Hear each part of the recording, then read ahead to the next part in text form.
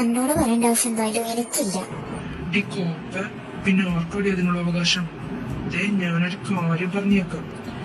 നിന്റെ കഴുത്തിലൊരു താലി വീഴുന്നുണ്ടെങ്കിൽ അത് ഈ റുഹാൻ വർമ്മയുടെ ആയിരിക്കും. അത് ഓർത്തു വെച്ചോ. അത് താനങ്ങ് തീരുമാനിച്ചാ മതിയോ? മതിയല്ലോ. പിന്നെ ആരാടി അത് തീരുമാനിക്കേണ്ടത്?